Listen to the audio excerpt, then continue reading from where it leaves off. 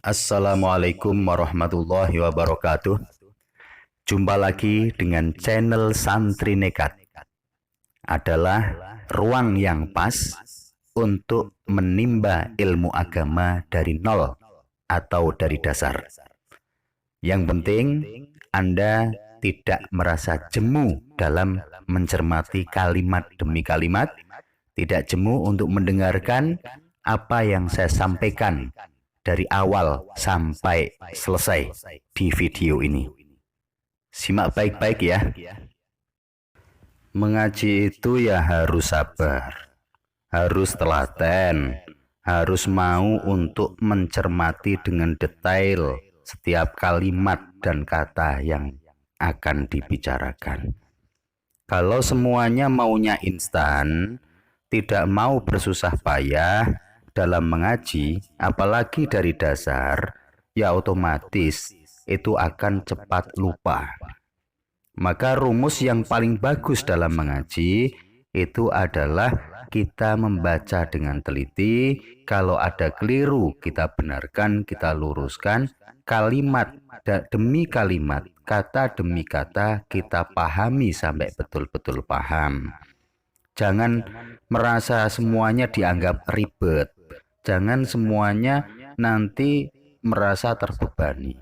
Itu akan menjadikan kita sulit mendapatkan ilmu.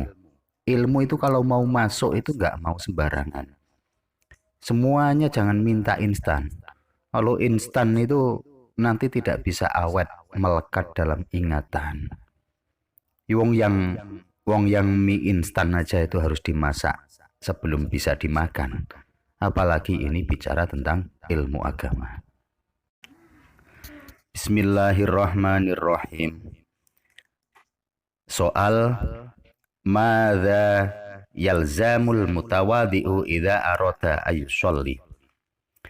Madza ing apa yalzamu wajib sapa al mutawadhi'u wong kang duweni wudu idza arada nalikane ngersakaken sapa mutawadhi ayusolli ing yen toh salat sapa mutawadhi.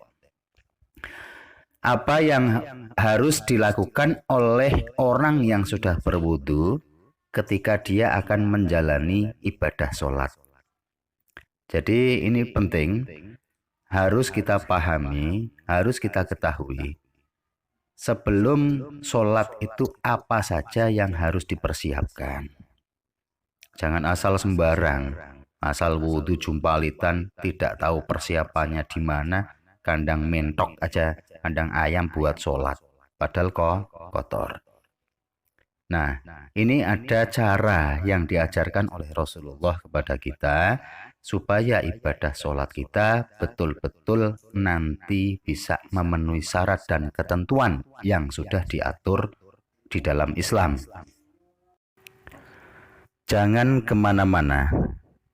Ini hanya butuh sekitar 5 menit ke depan untuk Anda semuanya fokus memahami bab ini.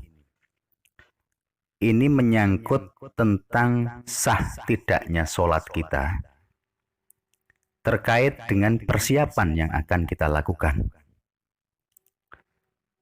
Kita lanjutkan. Jawab, yalzamuhu toharatu malabisihi wa makanihi minan najasati wa satru auratihi wa istiqbalul kiblati wa ma'rifatu dukhulil wakti. Apa persiapan kita sebelum melakukan sholat? Perhatikan. Yalzamuhu wajib ing mutawadhe apa toharatu malabisihi nyuceni penganggone mutawadhe. Penganggu itu maksudnya pakaian atau apa-apa yang melekat di badan, apa-apa yang dia pakai yang melekat di badan ketika dia akan melakukan sholat. Wa makanihi lan wajib nyuceni sapa mutawadhe ing panggonane salat mutawadhe minan najasati saking pira-pira najis. Wa satru auratihi lan wajib nutupi sapa mutawadhe ing aurate mutawadhe. Wa istiqbalul kiblati lan wajib sapa mutawadhe madhep maring kiblat. Wa ma'rifatu dukhulil wakti lan wajib sapa mutawadhi ngaweruhi manjinge waktu. Wajib dilakukan sebelum melaksanakan ibadah sholat adalah suci pakaian dan apapun yang melekat dan dia pakai di badannya. Tidak hanya pakaian saja, termasuk perhiasannya, termasuk dompetnya, termasuk bawaan di kantong celananya, apapun barang yang melekat di badannya itu harus suci. Paham ya?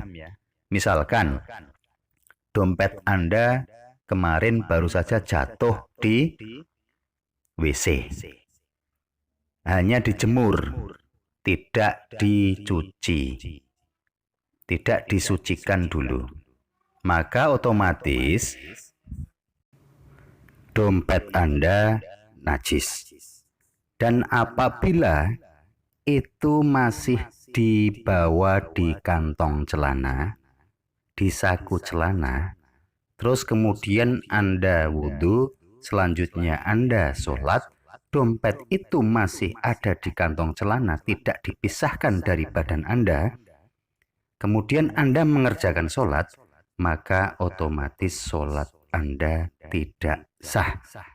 Kenapa? Karena ada barang yang melekat di dalam tubuh, ikut serta ketika mengerjakan sholat. Yang disebut melekat maksudnya begini. Apa-apa yang kita pakai termasuk pakaian, perhiasan, jepit rambut atau apapun, atau tas atau dompet yang menempel di tubuh, kemudian kita melakukan sholat, itu tidak terpisah dari tubuh. Ya, jadi Anda sujud, Anda rukuk, barang itu masih melekat saja. Maka itu disebut dengan malabis atau apapun barang yang melekat di badan Anda. Selanjutnya yang kedua, sebelum melakukan sholat adalah yalzamuhu makanuhu minan najasati. Harus dipastikan bahwa tempat yang akan digunakan untuk sholat itu suci dari najis. Jangan sampai ada najis di situ. Begini penjelasannya. Sering kita melihat tempat itu bersih, tetapi kita tidak tahu apakah tempat itu suci. Jadi bersih belum tentu suci. Contoh, lantai yang sebelumnya dipel itu belum tentu betul-betul suci. Barangkali sebelumnya sudah terinjak-injak sandal kotor, sepatu kotor dari bawah yang membawa najis.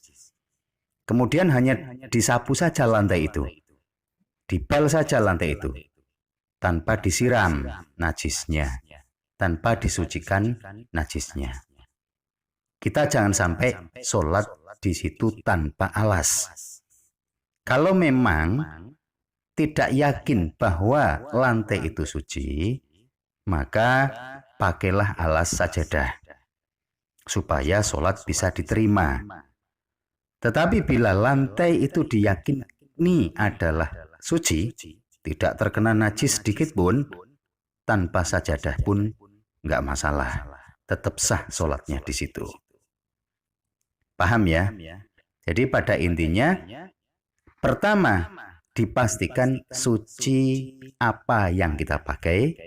Yang kedua, dipastikan suci apa yang akan kita gunakan sebagai tempat sholat kita.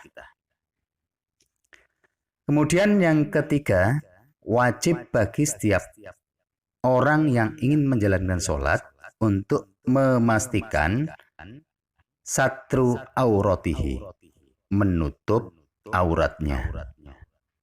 Aurat itu ada kriteria khusus yang nanti akan saya jelaskan pada bab berikutnya. Aurat laki-laki seperti apa? aurat wanita seperti apa. Selanjutnya, apa yang harus kita kerjakan bila apa yang kita pakai sudah suci, tempat juga sudah suci dari najis-najis itu, aurat juga sudah tertutup, maka kita wajib istiqbalul kiblati. Sholatnya wajib menghadap ke arah kiblat, menghadap ke Ka'bah, ke Baitullah. Kalau untuk masyarakat Indonesia, kiblatnya adalah menghadap ke arah barat. Kalau negara-negara lain yang berada di utaranya Ka'bah, berarti dia menghadapnya ke selatan. Kalau yang di baratnya Ka'bah, berarti dia menghadapnya ke timur. Kalau yang di utaranya Ka'bah, berarti dia menghadapnya ke selatan. Pokoknya kiblat kita ke Ka'bah, Baitullah. Jangan menghadap ke arah lain. Ya, biar nggak salah arah dalam melaksanakan ibadah sholat. Ini soal kiblat ada guyonan bagus ini. Ada jomblo bertahun-tahun belum dapat pasangan. Karena dia merasa entah jabatannya, entah hartanya, entah lain-lainnya, atau mungkin dia minder ya karena kurang ganteng, nggak percaya diri, kurang cantik misalkan. Dia terlalu memilih, pengen jodoh yang sempurna. Jadi kesempurnaan padahal miliknya Allah Subhanahu wa Ta'ala. Ini tak kasih ya, tak kasih resep buat para jomblo biar gampang jodohnya. Apa itu? Carilah jodohmu, terimalah jodohmu, yang penting sholatnya masih ngadep ke arah barat, masih ngadep ke arah kiblat. Ya, jadi kiblat itu adalah arah di mana kita menyembah kepada Allah melalui sholat. Selanjutnya, wajib pula bagi orang yang ingin melaksanakan sholat itu mengetahui waktu-waktu masuknya sholat. Karena sholat ini adalah ibadah yang ditentukan juga waktunya. Tidak bisa sembarangan. Contoh, subuh ada waktunya sendiri, zuhur ada waktunya sendiri, asar ada waktunya yang sudah ditentukan, maghrib waktunya pendek juga sudah ditentukan, isya waktunya panjang, itu pun sudah ada ketentuannya. Tidak boleh sholat di luar waktu yang sudah ditentukan. Ya, jadi harus betul-betul tahu mau sholat apa ini. Asar, berarti waktunya adalah waktu asar. Pembahasan tentang waktu akan saya sampaikan pada bab berikutnya. Tetap ikuti channel Santri Nekat supaya tidak gagal paham dalam mempelajari ilmu agama. Sekian, terima kasih. Billahi taufiq wal hidayah. Wassalamualaikum warahmatullahi wabarakatuh.